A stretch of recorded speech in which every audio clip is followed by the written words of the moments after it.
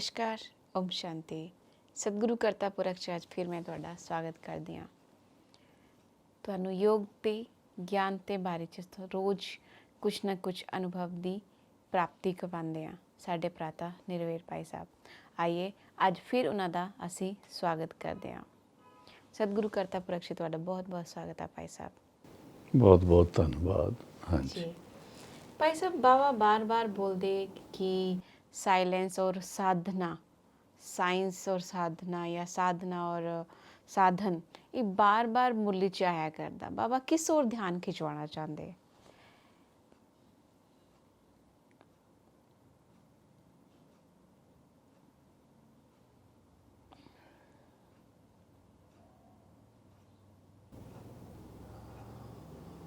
Modern science ਜਿਹੜੀ ਹੈ ਅੱਜ ਦੀ ਦੁਨੀਆ 'ਚ जी ਸਾਇੰਸ ਨੇ ਬੜੀ ਕਮਾਲ ਕੀਤੀ ਹੈ।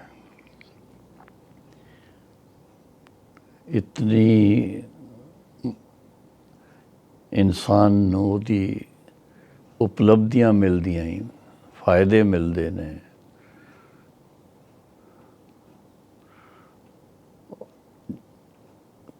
ਜਿਸ ਵੀ ਫੀਲਡ 'ਚ ਜਾਓ ਤੁਸੀਂ,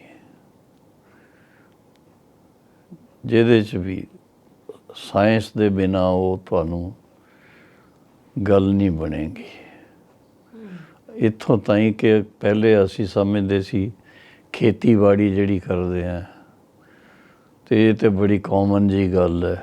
ਪਿੰਡਾਂ ਦੇ 'ਚ ਖੇਤੀ ਕਰਨਾ ਉਹ ਇੱਕ ਰੂਟੀਨ ਦਿਨਚਰਿਆ ਇਹੋ ਜਿਹੀ ਬਣੀ ਹੋਈ ਸੀ। ਪਰ ਦੇਖੋ ਸਾਇੰਸ ਨੇ ਫਿਰ ਉਹਦੇ 'ਚ ਕਿਤਨਾ ਪਰਿਵਰਤਨ ਲਿਆਂਦਾ।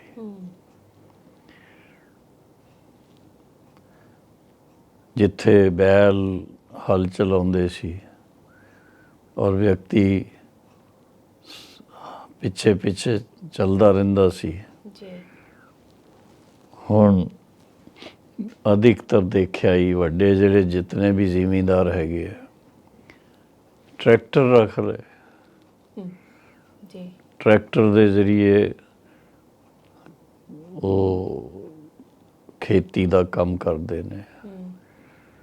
ਇਸੇ ਤਰ੍ਹਾਂ ਹੀ ਹੋਰ ਵੀ ਕਈ ਗੱਲਾਂ ਹੈਗੀਆਂ ਹੀ, ਤੇ ਇਹ ਸਾਇੰਸ ਨੇ ਕੀਤੀ ਤੇ ਕਮਾਲ ਹੈ। ਉਹਦੇ ਵਿੱਚ ਟਰੈਵਲਿੰਗ ਦੀ ਜਿਹੜਾ ਟਾਈਮ ਹੈ ਉਹ ਘੱਟ ਗਿਆ।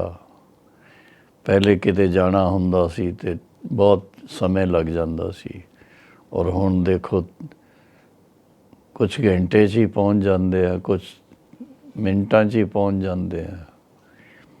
ਇਹ ਸਭ ਕੁਛ ਤਾਂ ਦਿੱਤਾ ਹੀ, ਔਰ ਉਹਦੇ ਇਲਾਵਾ ਹੋਰ ਵੀ ਕਈ ਸੁੱਖ ਦੇ ਵਾਸਤੇ, ਭੌਤਿਕ ਸੁੱਖ ਜਿਹਨੂੰ ਕਿਹਾ ਜਾਂਦਾ ਜੀ, ਮੈਟੀਰੀਅਲ ਸੁੱਖ, ਉਹਦੇ ਕਈ ਸਾਨੂੰ ਸਾਧਨ ਦਿੱਤੇ ਨੇ।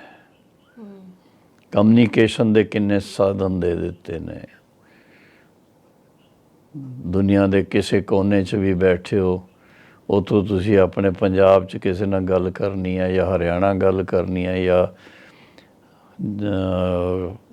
ਹਿਮਾਚਲ ਗੱਲ ਕਰਨੀ ਹੈ ਤੇ ਬੜਾ ਸਹਿਜ ਲੱਗਦਾ ਹੀ।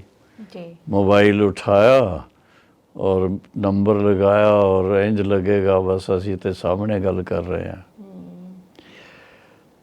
ਸਾਧਨ ਤੇ ਬਹੁਤ ਮਿਲ ਗਏ, ਲੇਕਿਨ ਹੁਣ ਇਹ ਸੋਚਣਾ ਹੀ ਕਿ ਇਹ ਸਭ ਕੁਝ ਮਿਲਣ ਤੋਂ ਬਾਅਦ ਮਨੁੱਖ ਜੀਵਨ ਸੁਖੀ ਹੈ। ਤੇ ਤੁਸੀਂ ਇਹ ਵੀ ਦੇਖੋ ਇਹਦੇ ਨਾਲ ਕਿ ਸਾਇੰਸ ਦੀ ਇਤਨੀ ਸਭ ਚੀਜ਼ਾਂ ਆਉਣ ਕਰਕੇ ਔਰ ਖੇਤੀ ਦੇ ਵਿੱਚ ਜਿਹੜੇ ਉਰਵਰਕ ਯੂਜ਼ ਕਰਦੇ ਨੇ, ਯੂਰੀਆ ਇਹ ਉਹ ਸਭ, ਉਹਨਾਂ ਦੇ ਕਾਰਨ ਖੇਤੀ ਦੀ ਜਿਹੜੀ ਤਾਕਤ ਸੀ ਉਹ ਘਟ ਗਈ।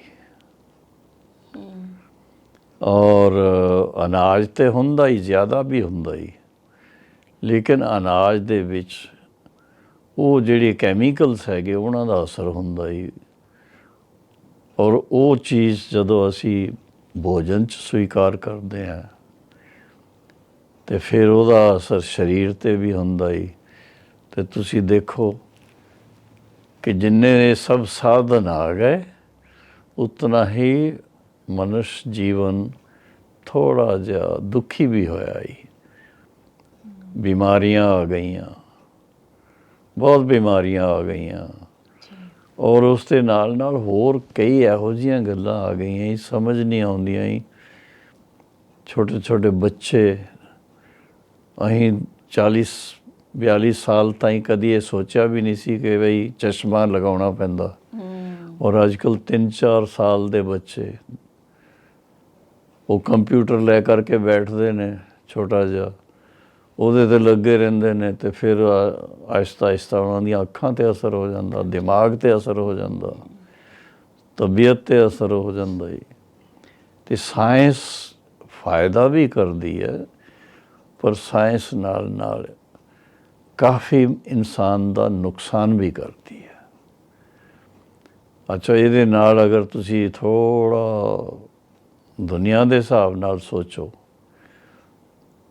ਹੁਣ ਅੱਜ ਜਿਹੜਾ ਚਾਰੋਂ ਤਰਫ ਸਾਰੇ ਵਿਸ਼ਵ 'ਚ ਕਰੋਨਾ ਵਾਇਰਸ ਹੋ ਗਿਆ, ਇਹ ਕਿਹਦੀ ਦੇਣ ਹੈ?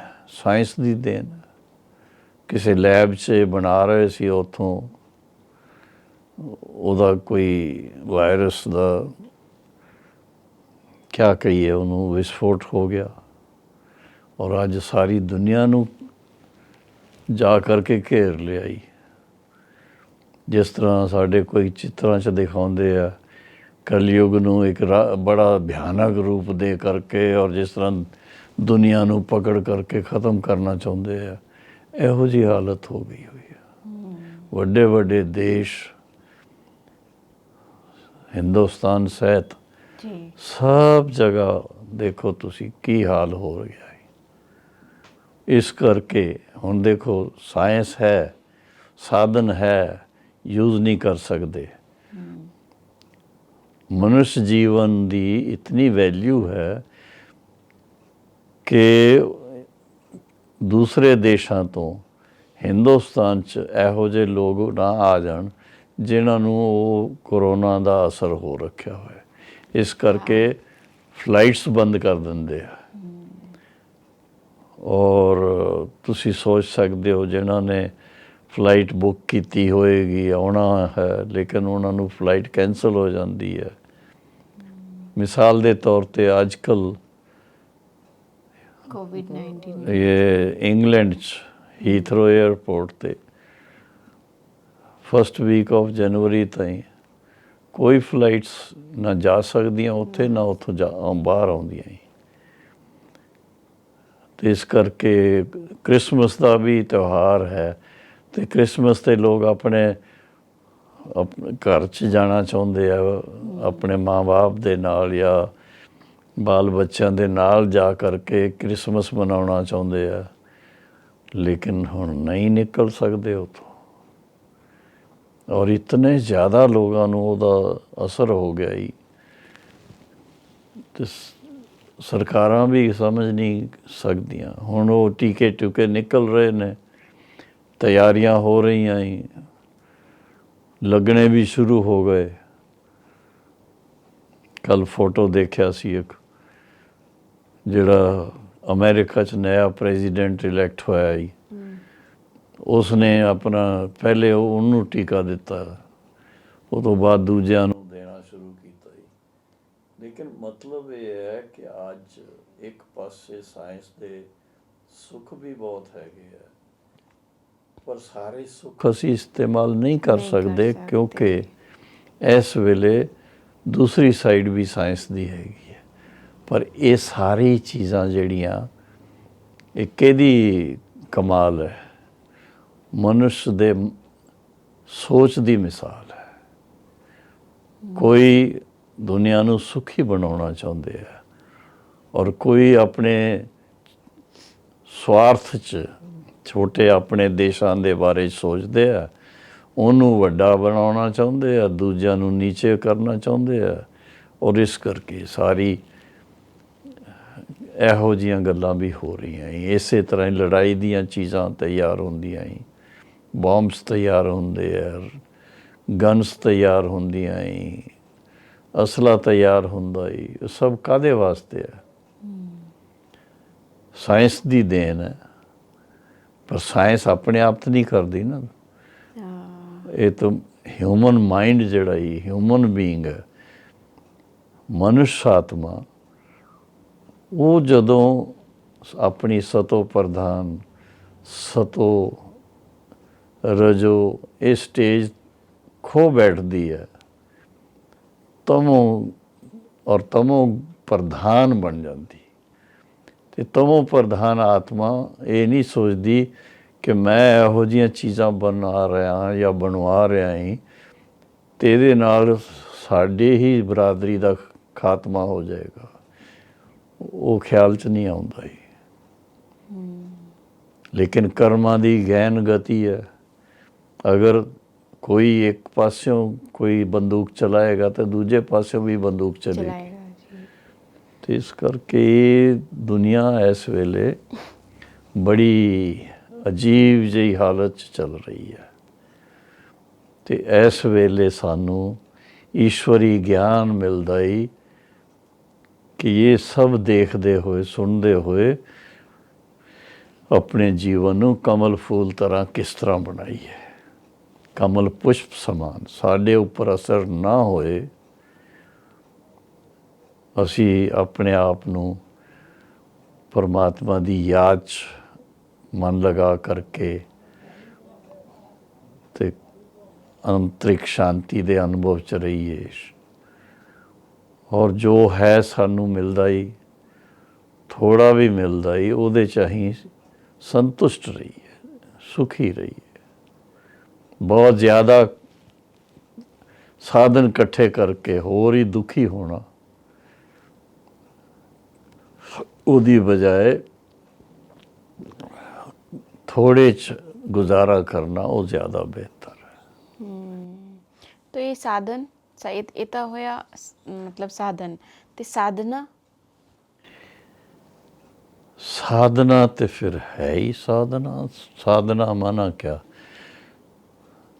अभ्यास करना पड़ेगा ना, याद करना, अभ्यास करना है, तपस्या करनी है, ਗਿਆਨ ਦੀ ਗਹਿਰਾਈ 'ਚ ਜਾਣਾ ਹੀ। ਗਿਆਨ ਦੇ ਜਿੰਨੇ ਕਈ ਸਾਰੇ ਉਹਦੇ ਇੰਪਲੀਕੇਸ਼ਨਸ ਹੈਗੀਆਂ, ਉਹ ਆਪਣੇ ਆਪ 'ਤੇ ਅਪਲਾਈ ਕਰਨੀਆਂ।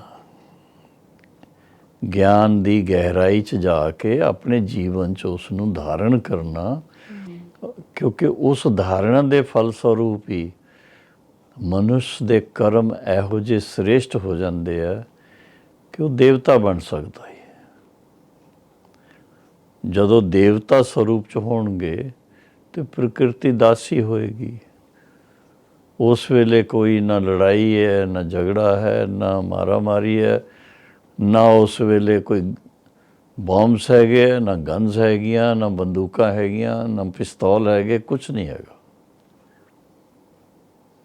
ਇਹੋ ਜਿਹੀ ਦੁਨੀਆ ਦੀ ਸੰਕਲਪਨਾ ਕਰਨਾ ਜ਼ਰੂਰੀ ਹੈ, ਉਹਦਾ ਥੋੜ੍ਹਾ ਵਿਚਾਰ ਕਰਨਾ ਜ਼ਰੂਰੀ ਹੈ।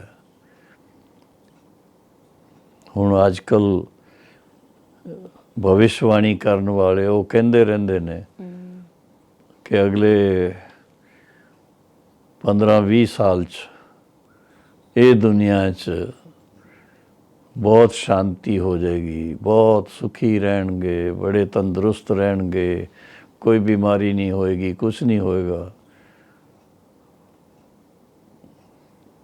ਉਹਦੇ ਵਾਸਤੇ ਹੀ ਤੇ ਸਾਰੀ ਹੁਣ ਗਿਆਨ ਦੀਆਂ ਗੱਲਾਂ ਸਮਝ ਆ ਰਹੀਆਂ ਹੈ ਕਿ ਹਿਊਮਨ ਬੀਇੰਗਸ, ਮਨੁੱਖ ਆਤਮਾ ਜਿਹੜੇ ਆ, ਉਹ ਅਗਰ ਆਪਣੇ ਜੀਵਨ 'ਚ ਸਾਤਵਿਕਤਾ ਲੈ ਆਉਣ,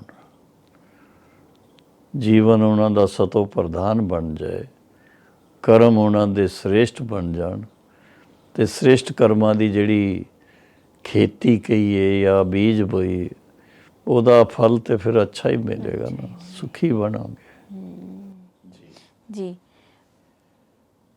ਪਤੀ ਬਾਬਾ ਨੇ ਕਿਹਾ ਕਿ ਗਿਆਨ 'ਚ ਚੱਲਣ ਵਾਲੇ ਅੱਛੇ ਬੱਚਿਆਂ ਨੂੰ ਵੀ ਮਾਇਆ ਖਾ ਲੈਂਦੇ ਆ, ਇਹਦਾ ਕਾਰਨ ਕੀ ਹੈ? इसका क्या? कारण बड़ा सीधा ही कि अगर अच्छे अच्छे बच्चे का मतलब है कि जिन्हां दा ਨਾਂ ਹੋ ਜਾਂਦਾ ਹੀ ਭਾਵੇਂ ਸੇਵਾ 'ਚ, ਹਾਂਜੀ, ਤਨ ਮਨ ਧਨ ਨਾਲ ਜਿਹੜੀ ਸੇਵਾ ਕਰਦੇ ਨੇ ਉਹਦੇ ਵਿੱਚ ਉਹਨਾਂ ਨੂੰ ਉਹਨਾਂ ਦਾ ਨਾਂ ਹੋ ਜਾਏ ਤੇ ਉਹ ਉਸ ਚੀਜ਼ ਦੇ ਕਾਰਨ ਕੀ ਹੁੰਦਾ ਹੈ ਕਿ ਥੋੜਾ ਜਿਹਾ ਅਹੰਕਾਰ ਆਉਣ ਲੱਗ ਪੈਂਦਾ ਹੈ। ਅੱਛਾ। ਜਦੋਂ ਅਹੰਕਾਰ ਆਉਣ ਲੱਗ ਪੈਂਦਾ ਹੈ ਤੇ ਕਈ ਵਾਰ ਜੋ ਕਾਰੋਬਾਰ ਕਰਦੇ ਨੇ, ਜੋ ਬਾਬਾ ਨੇ ਨਿਮਿਤ ਬਣਾਇਆ ਵੀ ਹਰ ਇੱਕ ਸੈਂਟਰ ਤੇ ਬ੍ਰਹਮਾ ਕੁਮਾਰੀ ਭੈਣ ਹੈਗੀ ਹੈ, ਉਹ ਸਾਰਾ ਸੰਭਾਲੇਗੀ, ਸਭ ਕੁਝ ਕਰੇਗੀ। ਤੇ ਕਈ ਵਾਰ ਜੋ ਬੱਚੇ ਸਹਿਯੋਗੀ ਬਣਦੇ ਨੇ ਧਨ ਦੇ ਕਾਰਨ ਜਾਂ ਹੋਰ ਕੋਈ ਕਾਰਨ, ਉਹਨਾਂ ਨੂੰ ਇਹ ਨਸ਼ਾ ਆ ਜਾਂਦਾ ਹੈ ਤੇ ਉਹ ਅਗਰ ਆਪਣੀ ਟੀਚਰ ਦੀ ਵੀ ਗੱਲ ਨਹੀਂ ਸੁਣਦੇ, ਫਿਰ ਤੇ ਉਹ ਇਹੀ ਸੋਚਣ ਲੱਗ ਪੈਂਦੇ ਇਹਨਾਂ ਕੋਲੋਂ ਮੈਂ ਜ਼ਿਆਦਾ ਜਾਣਦਾ ਹਾਂ। ਅੱਛਾ। ਔਰ ਫਿਰ ਹੋ ਸਕਦਾ ਹੀ ਫਿਰ ਸੈਂਟਰ ਤੇ ਵੀ ਨਾ ਆਉਣ, ਸੈਂਟਰ ਤੇ ਵੀ ਨਹੀਂ ਆਉਣਗੇ, ਮੁਰਲੀ ਨਹੀਂ ਸੁਣਨਗੇ, ਮੈਡੀਟੇਸ਼ਨ 'ਚ ਪਾਰਟੀਸਪੇਟ ਨਹੀਂ ਕਰਨਗੇ। ਤੇ ਤੁਸੀਂ ਜਾਣਦੇ ਹੋ ਕਿ ਜਦੋਂ ਪਹਿਲੇ ਗਿਆਨ ਲੈਂਦੇ ਨੇ ਤੇ ਪਤਾ ਹੀ ਉਸ ਵੇਲੇ ਰੀਅਲਾਈਜ਼ ਕਰਦੇ ਨੇ ਕਿ ਸਾਨੂੰ ਈਸ਼ਵਰੀ ਗਿਆਨ ਔਰ ਸਹਿਜ ਰਾਜ ਯੋਗ ਦੀ ਸਟੱਡੀ ਕਰਕੇ ਔਰ ਅਭਿਆਸ ਕਰਕੇ ਆਪਣੇ ਆਪ ਨੂੰ ਬੜਾ ਵਿਵਸਥਿਤ ਢੰਗ ਨਾਲ ਚਲਾਉਣਾ ਹੀ, ਸ੍ਰੇਸ਼ਟ ਤਰੀਕੇ ਨਾਲ ਚਲਾਉਣਾ ਹੀ। ਅਗਰ ਅਸੀਂ ਉਹ ਪੜ੍ਹਾਈ ਬੰਦ ਕਰ ਦਈਏ ਤਾਂ ਫਿਰ ਇਹੀ ਹੈ ਕਿ ਉਹ ਪੁਰਾਣੇ ਜਿਹੜੇ ਸੰਸਕਾਰ ਹੈ ਉਹ ਫਿਰ ਇਮਰਜ ਹੁੰਦੇ ਆ। ਅੱਛਾ। ਤੇ ਇਸ ਕਰਕੇ ਉਹਨੂੰ ਕਿਹਾ ਜਾਂਦਾ ਹੈ ਵੀ ਫਿਰ ਮਾਇਆ ਦੇ ਵਸ਼ ਹੋ ਜਾਂਦੇ ਆ। ਉਹਦਾ ਕਾਰਨ ਬਸ ਉਹ ਧਿਆਨ ਨਹੀਂ ਰਹਿੰਦਾ ਹੀ ਕਿ ਅਸੀਂ ਅੱਛੀ ਤਰ੍ਹਾਂ ਬਾਬਾ ਦੀ ਯਾਦ 'ਚ ਮਨ ਲਗਾਈਏ, ਆਤਮਾ ਨੂੰ ਇਤਨਾ ਉਜਵਲ ਬਣਾਈਏ ਔਰ ਫਿਰ ਗਿਆਨ ਦੇ ਨਾਲ ਆਪਣੇ ਆਪ ਨੂੰ ਸਸ਼ਕਤ ਬਣਾਈਏ ਕਿ ਸ੍ਰੇਸ਼ਟ ਕਰਮ ਕਰੀਏ। ਉਹ ਦੋਨੋਂ ਗੱਲਾਂ ਦੇ ਕਾਰਨ ਵਿਅਕਤੀ ਵਾਪਸ ਪੁਰਾਣੇ ਜਿਹੜੇ ਸੰਸਕਾਰ ਹੈ ਉਹਨਾਂ ਦੇ ਵਸ਼ ਹੋ ਜਾਂਦਾ ਹੈ। ਇਸ ਕਰਕੇ ਚਲਦੇ ਇਸ ਕਰਕੇ ਇਹਨੂੰ ਕਿਹਾ ਹੀ ਜਾਂਦਾ ਹੀ, ਬਾਬਾ ਨੇ ਬੜੇ ਅੱਛੇ ਸ਼ਬਦ ਦਿੱਤੇ ਨੇ ਕਿ ਯਾਦ ਦੀ ਯਾਤਰਾ ਹੈਗੀ ਹੈ। ਤੇ ਯਾਤਰਾ 'ਚ ਉਚਾਈ ਨੀਚਾਈ ਵੀ ਆਉਂਦੀ ਹੈ ਔਰ ਬੜੀ ਲੰਬੀ ਯਾਤਰਾ ਹੈ। ਜੀ, ਉਹ ਯਾਤਰਾ ਕੀ ਹੈ ਯਾਦ ਦੀ? ਬਾਬਾ ਨੂੰ ਯਾਦ ਕਰਨਾ ਵੀ ਹੈ ਔਰ ਯਾਦ ਦਾ ਸਰੂਪ ਵੀ ਚਾਹੀਦਾ।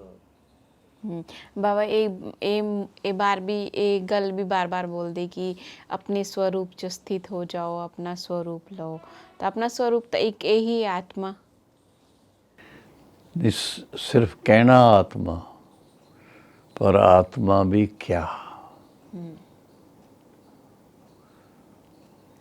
ਆਤਮਾ ਦੀ ਪਹਿਚਾਨ ਵੀ ਦਿਲ 'ਚ ਠੀਕ ਚਾਹੀਦੀ ਹੈ ਨਾ।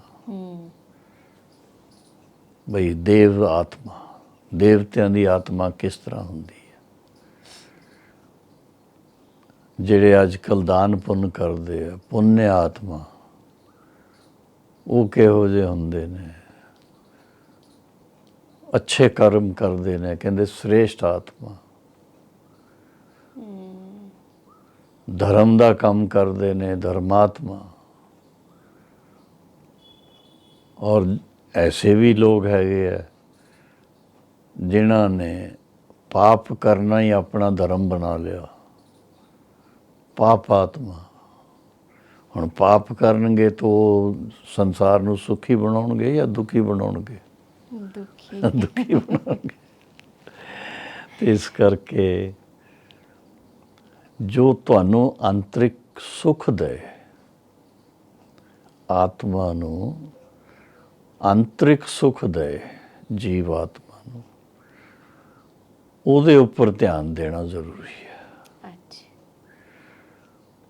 ਦੁਨੀਆ 'ਚ ਕਾਰੋਬਾਰ ਬਹੁਤ ਹੁੰਦੀ ਹੈ, ਕਈ ਗੱਲਾਂ ਹੁੰਦੀਆਂ ਹੀ, ਅੱਛੀਆਂ ਵੀ ਹੁੰਦੀਆਂ ਹੀ, ਨਹੀਂ ਅੱਛੀਆਂ ਵੀ ਹੁੰਦੀਆਂ ਹੀ। ਸਾਡੇ ਵਾਸਤੇ ਕੀ ਯੋਗਯ ਹੈ, ਵਰਦੀ ਸਾਡੇ ਵਾਸਤੇ ਵਰਦੀ ਕੀ ਹੈ, ਵਰਥਲੈਸ ਕਿਆ ਹੈ। ਇੰਗਲਿਸ਼ ਦੇ ਦੋ ਸ਼ਬਦ ਹੈ, ਵਰਦੀ ਮਾਨਾ ਯੋਗਯ। ਤੇ ਸਾਨੂੰ ਜਿਹੜੀ ਗੱਲਾਂ, ਜਿਹੜਾ ਗਿਆਨ, ਜਿਹੜੀ ਐਕਟੀਵਿਟੀ ਸਾਨੂੰ ਅੱਛਾ ਬਣਾਏ, ਉਹ ਸਾਡੇ ਯੋਗ ਹੈ। ਔਰ ਜੋ ਗੱਲਾਂ ਸਾਡੇ ਜੀਵਨ ਨੂੰ ਉਲਟਾ ਨੁਕਸਾਨ ਪਹੁੰਚਾਉਂਦੀਆਂ, ਸਾਡਾ ਜਿਹੜਾ ਚਰਿੱਤਰ ਹੈ ਉਹਨੂੰ ਖਰਾਬ ਕਰਦੀਆਂ ਹੀ। ਔਰ ਜਿਸ ਤਰ੍ਹਾਂ ਦੇਖੋ, ਬੜੀ ਸਿੱਧੀ ਗੱਲ ਹੈ, ਕਈ ਲੋਕਾਂ ਨੂੰ ਛੋਟੇਪਨ ਤੋਂ ਹੀ ਸ਼ਰਾਬ ਪੀਣ ਦੀ ਆਦਤ ਪੈ ਜਾਂਦੀ ਹੈ। ਹੁਣ ਸ਼ਰਾਬ ਜਿਹੜੀ ਹੈ ਉਹ ਕੋਈ ਅੱਛੀ ਚੀਜ਼ ਤਾਂ ਨਹੀਂ ਹੈ, ਲੇਕਿਨ ਹੁਣ ਅੱਜ ਕੱਲ੍ਹ ਲੋਕ ਸਮਝਦੇ ਨਹੀਂ ਇਸ ਗੱਲ ਨੂੰ। ਤੇ ਸ਼ਰਾਬ ਔਰ ਫਿਰ ਉਸ ਤੋਂ ਬਾਅਦ ਦੂਸਰੀਆਂ ਚੀਜ਼ਾਂ, ਖਾਣ ਪਾਣ 'ਚ ਵੀ ਤਾਮਸਿਕ ਚੀਜ਼ਾਂ ਲੈਂਦੇ ਨੇ। ਤੇ ਜਿੰਨਾ ਉਹ ਆਪਣੇ ਆਪ ਨੂੰ ਸਮਝਦੇ ਅਸੀਂ ਤੇ ਹੁਣ ਆਜ਼ਾਦ ਹੈਗੇ ਹਾਂ, ਹੁਣ ਅਸੀਂ ਜੋ ਚਾਹੀਦਾ ਖਾਈਏ ਪੀਏ, ਸਭ ਇਹੋ ਜਿਹੇ ਗੀਤ ਵੀ ਬਣੇ ਹੋਏ ਆ, ਤੁਸੀਂ ਸ਼ਾਇਦ ਕਦੀ ਸੁਣਿਆ ਹੋਏ, ਉਹ बॉम्बे से आए मेरे दोस्त, दोस्त को सलाम करो, रात को खाओ पियो रात को खाओ पियो दिन में आराम करो। अब ये सब उल्टी गल्लां ना, ਲੋਕਾਂ ਨੂੰ ਸਭ ਐਂਟਰਟੇਨਮੈਂਟ ਲੱਗਦੀ ਹੈ, ਪਰ ਐਕਚੁਅਲੀ ਉਹਦਾ ਅਸਰ ਹਰ ਇੱਕ ਦੇ ਦਿਮਾਗ 'ਤੇ ਹੁੰਦਾ ਹੈ। ਅਸੀਂ ਮਾਊਂਟ ਆਬੂ 'ਚ ਦੇਖਿਆ ਸੀ, ਕੁਛ ਬੱਚੇ ਸੀ ਛੋਟੇ, 12-13 ਸਾਲ ਦੇ, 15 ਸਾਲ ਦੇ, ਉਹਨਾਂ ਨੇ ਕੋਈ ਫਿਲਮ ਦੇਖ ਲਈ। ਅੱਛਾ। ਉਹ ਫਿਲਮ ਦੇਖੀ ਔਰ ਉਹਦੇ 'ਚ ਦੇਖਿਆ ਬਈ ਚੋਰੀ ਕਰਨ ਤੋਂ ਬਾਅਦ ਪੈਸੇ ਖੂਬ ਆ ਜਾਂਦੇ ਆ, ਔਰ ਉਸ ਤੋਂ ਬਾਅਦ ਖਾਂਦੇ ਪੀਂਦੇ, ਸ਼ਰਾਬ ਪੀਣਾ, ਇਹ ਕਰਨਾ ਉਹ ਕਰਨਾ। ਉਹ ਇੱਕ ਗਰੁੱਪ ਬਣ ਜਾਂਦਾ ਜੀ, ਉਹਦੇ 'ਚ ਇੱਕ ਕੋਈ ਸਰਦਾਰ ਹੁੰਦਾ ਜੀ, ਸਰਦਾਰ ਮਾਨਾ ਗਰੁੱਪ ਦਾ ਸਰਦਾਰ, ਅੱਛਾ, ਹੈਡ। ਅੱਛਾ। ਤੇ 5 ਬੱਚਿਆਂ ਨੇ ਇਸ ਤਰ੍ਹਾਂ ਆਪਸ 'ਚ ਮਿਲ ਕਰਕੇ ਗਰੁੱਪ ਬਣਾ ਲਿਆ, ਮਾਊਂਟ ਆਬੂ ਦੀ ਗੱਲ ਹੈ। ਔਰ ਫਿਰ ਰੋਜ਼ ਕੁਛ ਨਾ ਕੁਛ ਚੋਰੀ ਕਰਕੇ ਲਿਆਉਣਾ, ਔਰ ਉਹ ਕਿਤੇ ਨਾ ਕਿਤੇ ਜਾ ਕੇ ਵੇਚ ਦੇਣਾ। ਪੈਸੇ ਆ ਗਏ ਤਾਂ ਫਿਰ ਖਾਣ ਪੀਣ ਦੇ ਉੱਪਰ ਧਿਆਨ ਚਲਾ ਗਿਆ, ਸ਼ਰਾਬ ਦੇ ਉੱਪਰ ਧਿਆਨ ਚਲਾ ਗਿਆ। ਤੇ ਕੁਛ 15-20 ਦਿਨ 'ਚ ਹੀ ਇੱਕ ਤੇ ਉਹਨਾਂ ਦੀ ਆਪਣੀ ਆਦਤ ਵਿਗੜ ਗਈ, ਔਰ ਦੂਸਰਾ ਇਹ ਪਤਾ ਲੱਗ ਗਿਆ ਬਈ ਇੱਥੇ ਕੋਈ ਇਹੋ ਜਿਹੇ ਲੋਕ ਹੈਗੇ ਆ ਜਿਹੜੇ ਚੋਰੀ ਚਕਾਰੀ ਕਰ ਰਹੇ। ਤਾਂ ਪੁਲਿਸ ਵੀ, ਜਦ ਮਾਊਂਟ ਆਬੂ 'ਚ ਕਦੀ ਕੋਈ ਕੇਸ ਹੁੰਦਾ ਨਹੀਂ ਸੀ ਇਹੋ ਜਿਹਾ, ਤੇ ਫਿਰ ਪੁਲਿਸ ਨੂੰ ਵੀ ਕੁਛ ਕੰਮ ਮਿਲ ਗਿਆ। ਉਹ ਲੱਭਣ ਲੱਗ ਗਏ ਕਿ ਕੌਣ ਹੈ ਇਹੋ ਜਿਹੇ ਜਿਹੜੇ ਚੋਰੀਆਂ ਕਰ ਰਹੇ ਨੇ। ਇੱਕ ਦਿਨ ਪਕੜੇ ਗਏ। ਅੱਛਾ। ਪਕੜੇ ਗਏ ਤੇ ਫਿਰ ਪੁੱਛਿਆ ਉਹਨਾਂ ਨੂੰ, ਬੱਚਿਆਂ ਨੂੰ, ਤੇ ਉਹ ਜਿਸ ਤਰ੍ਹਾਂ ਫਿਲਮ ਦੇਖੀ ਹੋਈ ਸੀ, ਫਿਲਮ 'ਚ ਇੱਕ ਸਰਦਾਰ, ਉਹਨਾਂ ਦਾ ਲੀਡਰ, ਔਰ ਬਾਕੀ ਨਾਲ ਸਾਥੀ ਹੁੰਦੇ ਆ, ਉਸੇ ਤਰ੍ਹਾਂ ਹੀ ਉਹੀ ਡਾਇਲੋਗ ਉਹ ਪੁਲਿਸ ਵਾਲਿਆਂ ਨੂੰ ਕਰਕੇ ਸੁਣਾਉਣ, ਬਈ ਸਾਨੂੰ ਨਾ ਪੁੱਛੋ, ਤੁਸੀਂ ਸਾਡੇ ਸਰਦਾਰ ਨੂੰ ਪੁੱਛੋ, ਇਹ ਉਹ। ਫਿਰ ਸਾਰਿਆਂ ਨੂੰ, ਬੱਚਿਆਂ ਨੂੰ ਪਕੜ ਕਰਕੇ ਪੁਲਿਸ ਨੇ ਆਪਣੇ, ਕੀ ਕਹਿੰਦੇ ਉਹਨੂੰ, ਪੁਲਿਸ ਥਾਣੇ ਲੈ ਆਏ ਔਰ ਫਿਰ ਉਹਨਾਂ ਨੂੰ ਥੋੜ੍ਹੀ ਤੋਂ ਉਹਨਾਂ 'ਤੇ ਕੇਸ ਚੱਲਦਾ, ਫਿਰ ਕੇਸ ਚੱਲਿਆ, ਥੋੜ੍ਹੀ ਸਜ਼ਾ ਵੀ ਹੋ ਗਈ ਉਹਨਾਂ ਨੂੰ, ਸੁਧਾਰ ਵੀ ਹੋ ਗਿਆ। ਉਹਨਾਂ ਦਾ ਸੁਧਾਰ ਕਰਨ ਵਾਸਤੇ ਹੀ ਸਜ਼ਾ ਦਿੰਦੇ ਆ। ਅੱਛਾ। ਲੇਕਿਨ ਦੇਖੋ ਛੋਟੀ ਛੋਟੀ ਗੱਲਾਂ ਵੀ ਬੱਚੇ ਕਿਸ ਤਰ੍ਹਾਂ ਸਿੱਖਦੇ ਨੇ। ਅਗਰ ਉਹ ਇਹੋ ਜਿਹੀ ਫਿਲਮਾਂ ਨਾ ਬਣਨ, ਇਹੋ ਜਿਹੀ ਕੋਈ ਟੈਲੀਵਿਜ਼ਨ 'ਤੇ ਕੋਈ ਇਹੋ ਜਿਹੇ ਪ੍ਰੋਗਰਾਮ ਨਾ ਹੋਣ ਤੇ ਬੱਚੇ ਨਹੀਂ ਸਿੱਖ ਸਕਦੇ। ਹੁਣ ਦੇਖਿਆ ਗਿਆ ਹੈ ਜਿਹੜਾ ਲੋਕਡਾਊਨ ਦਾ ਟਾਈਮ ਸੀ, ਤੇ ਇਸ ਵੇਲੇ ਬੱਚਿਆਂ ਦੇ ਕਾਰਨ ਮਾਂ-ਬਾਪ ਨੂੰ ਚਿੰਤਾ ਹੋ ਗਈ ਕਿ ਕਿਤੇ ਇਹੋ ਜਿਹੀਆਂ ਗੱਲਾਂ ਨਾ ਦੇਖਣ, ਉਹਨਾਂ ਨੂੰ ਉਹ ਕੰਪਿਊਟਰ ਨਹੀਂ ਦੇਣ, ਉਹਨਾਂ ਨੂੰ ਉਹ ਮੋਬਾਈਲ ਨਹੀਂ ਦੇਣ। ਹੁਣ ਬੱਚੇ ਸਾਰਾ ਦਿਨ ਕੀ ਕਰਨ, ਬੋਰ ਹੋ ਜਾਂਦੇ ਸੀ, ਤੇ ਇਸ ਕਰਕੇ ਫਿਰ ਮੁਸ਼ਕਿਲ 'ਚ ਆ ਗਏ। ਹਾਂ, ਉਹਨਾਂ ਨੂੰ ਸਿੱਖਣ ਵਾਸਤੇ ਫਿਰ ਦੁਬਾਰਾ ਮਹਾਭਾਰਤ ਸ਼ੁਰੂ ਕੀਤਾ ਤੇ ਰਾਮਾਇਣ, ਫਿਰ ਉਹਨਾਂ ਨੇ ਉਹ ਸ਼ੁਰੂ ਕੀਤਾ। ਪਰ ਮਹਾਭਾਰਤ ਵੀ ਕਿਹੜੀ ਸਦਗੁਣ ਦੇਣ ਵਾਲੀ ਆ, ਉਹ ਵੀ ਤੇ ਲੜਾਈ ਝਗੜਾਈ ਸੀ ਨਾ। ਜੀ ਜੀ ਜੀ ਭਾਈ ਸਾਹਿਬ, ਅੱਜ ਤੁਸੀਂ ਸਾਨੂੰ ਇੱਕ ਐਗਜ਼ਾਮਪਲ ਦੇ ਕੇ ਇੱਕ ਥੋੜ੍ਹੀ ਪ੍ਰਾਪਤੀ ਕਰਵਾਈ, ਤੇ ਨਾਲੇ ਸਾਧਨ ਤੇ ਸਾਧਨਾ ਦੇ ਬਾਰੇ 'ਚ ਕੁਝ ਥੋੜ੍ਹੀ ਜਿਹੀ ਵਿਆਖਿਆ ਸਾਨੂੰ ਦੱਸੀ ਕਿ ਸਾਨੂੰ ਸਾਧਨਾ ਜਿਹੜੀ ਹੈ ਉਸ 'ਚ ਜ਼ਿਆਦਾ ਧਿਆਨ ਦੇਣਾ ਤੇ ਸਾਧਨ ਨੂੰ ਦੂਰ। ਸਾਧਨ 'ਚ ਜ਼ਰੂਰਤ ਹੈ, ਜੀ ਜੀ ਜੀ, ਜ਼ਰੂਰਤ ਦੇ ਅਨੁਸਾਰ ਸਾਧਨ ਚਾਹੀਦੇ ਨੇ, ਔਰ ਉਹਦੇ ਵਾਸਤੇ ਕਿਹਾ ਜਾਂਦਾ ਹੈ ਕਿ ਮਿਨੀਮਮ ਯੂਜ਼ ਕਰੋ ਉਹਨਾਂ ਦਾ, ਘੱਟ ਤੋਂ ਘੱਟ, ਮਿਸਯੂਜ਼ ਨਹੀਂ ਕਰਨਾ, ਮਿਸਯੂਜ਼ ਨਾ ਕਰੋ। ਜੀ ਜੀ ਭਾਈ ਸਾਹਿਬ, ਅੱਜ ਕੱਲ੍ਹ ਬੱਚਿਆਂ ਨੂੰ ਥੋੜ੍ਹਾ ਜਿਹਾ ਮਸਤੀ ਹੁੰਦੀ ਹੈ। ਪਿਤਾ ਜੀ ਨੇ ਨਈ ਕਾਰ ਖਰੀਦੀ, ਹਾਂਜੀ, ਔਰ ਬੱਚੇ ਡਰਾਈਵਿੰਗ ਸਿੱਖ ਜਾਂਦੇ ਨੇ, 16-17 ਸਾਲ 18 ਸਾਲ ਦੇ ਬੱਚੇ, ਔਰ ਆਪਣੇ ਦੋਸਤਾਂ ਨੂੰ ਨਾਲ ਲੈ ਕਰਕੇ ਔਰ ਖੂਬ ਦੌੜਾਉਂਦੇ ਨੇ ਕਾਰ ਨੂੰ, ਜ਼ੋਰ ਨਾਲ ਇਤਨਾ ਦੌੜਾਉਂਦੇ ਨੇ, ਜੀ ਜੀ ਜੀ, ਉਸ ਸਮੇਂ ਇਹਦੇ 'ਚ ਅਸੀਂ ਮਜ਼ਾ ਲੈ ਰਹੇ ਹਾਂ। ਲੇਕਿਨ ਉਹਦੀ ਰਿਜ਼ਲਟ ਕੀ ਹੁੰਦੀ ਹੈ, ਕਿਤੇ ਨਾ ਕਿਤੇ ਐਕਸੀਡੈਂਟ ਹੋ ਜਾਂਦਾ। ਐਕਸੀਡੈਂਟ ਹੁੰਦਾ ਹੀ ਤੇ ਉਹਦੇ 'ਚ ਤੁਹਾਨੂੰ ਪਤਾ ਹੀ ਹੈ ਨੁਕਸਾਨ ਕਿੰਨਾ ਹੋ ਜਾਂਦਾ ਹੈ। ਤੇ ਇਸ ਕਰਕੇ ਇਹ ਬਹੁਤ ਧਿਆਨ ਰੱਖਣ ਦੀ ਲੋੜ ਹੈ ਕਿ ਆਪਣੇ ਬੱਚਿਆਂ ਨੂੰ ਵੀ ਬਹੁਤ ਸੰਭਾਲ ਕਰਕੇ ਜਦੋਂ ਉਸ ਉਮਰ 'ਚ ਆ ਜਾਣ, ਜੇ ਉਹ ਉਹਨਾਂ ਨੂੰ ਅਲਾਉਡ ਹੈ, ਜੀ ਭਾਈ ਸਾਹਿਬ, ਜਦੋਂ ਲਾਇਸੈਂਸ ਮਿਲਦਾ ਹੈ, ਤੇ ਉਸ ਵੇਲੇ ਉਹਨਾਂ ਨੂੰ ਕੋਈ ਸਾਧਨ ਦੇਣਾ ਉਹ ਕੋਈ ਖਰਾਬ ਗੱਲ ਨਹੀਂ ਹੈ। ਲੇਕਿਨ ਅਗਰ ਤੁਸੀਂ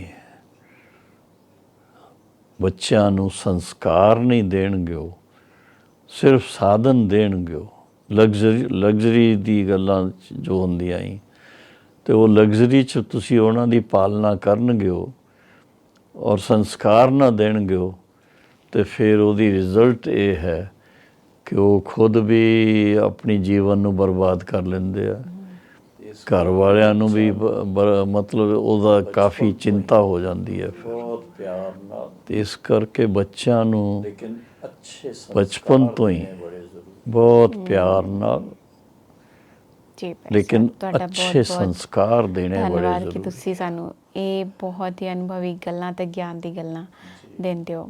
ਸਤਿਗੁਰੂ ਕਰਤਾ ਪੁਰਖ ਸੇ ਤੁਹਾਡਾ ਬਹੁਤ ਬਹੁਤ ਧੰਨਵਾਦ। ਬਹੁਤ ਬਹੁਤ ਤੁਹਾਡਾ ਵੀ ਬਹੁਤ ਬਹੁਤ ਧੰਨਵਾਦ। ਕਵਿਤਾ ਬਹਿਨ ਇਤਨੀ ਪਤਾ ਨਹੀਂ ਕਿੱਥੋਂ ਇਹੋ ਜਿਹੀਆਂ ਗੱਲਾਂ ਪੁੱਛਣ 'ਚ ਇਹਨਾਂ ਦਾ ਦਿਮਾਗ ਲੱਗਦਾ ਹੀ, ਲੇਕਿਨ ਸਭ ਦਾ ਇਹਦੇ 'ਚ ਭਲਾ ਹੈਗਾ ਹੀ। ਤੇ ਸਭ ਭਾਈ ਭੈਣ ਜੋ ਵੀ ਇਹ ਪ੍ਰੋਗਰਾਮ ਦੇਖਦੇ ਨੇ, ਉਨ ਸਾਰਿਆਂ ਨੂੰ ਮੈਂ ਕਹਾਂਗਾ ਕਿ ਆਪਣੀ ਜੀਵਨ ਨੂੰ ਬਹੁਤ ਸ੍ਰੇਸ਼ਟ, ਸੁੰਦਰ, ਦਿਵਯ ਬਣਾਓ ਬਸ।